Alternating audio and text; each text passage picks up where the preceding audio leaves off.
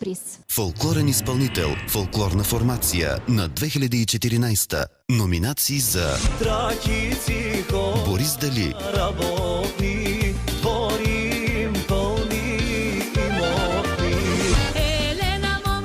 Ивелина Колева, Канарите,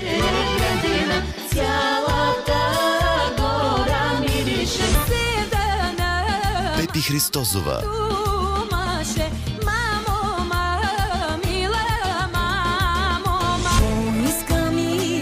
Райна,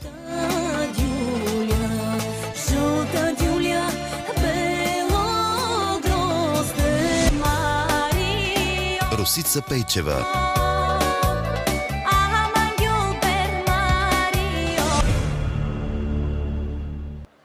Да посрещнем фолклориста, доцент Венцислав Димов, преподавател в Софийския университет и Института за изследване на изкуствата към Българската академия на науките.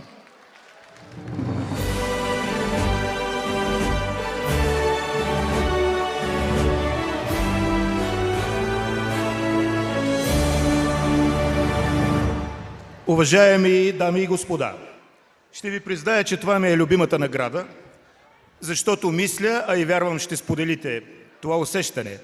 Фолклорната музика е най-младата музика. Тя е и традиция, тя е и младост. Младостта на традицията е това, което ни кара не просто да седнем заедно на масата с песен, но и да легне тази песен на нашите души.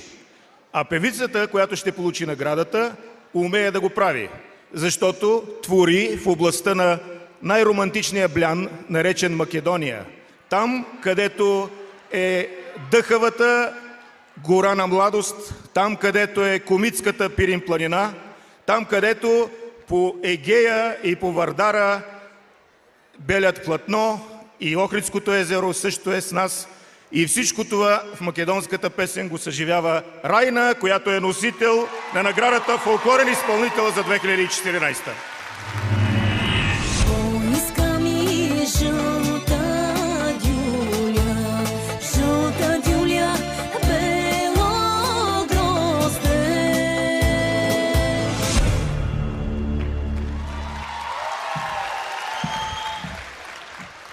Здравейте отново!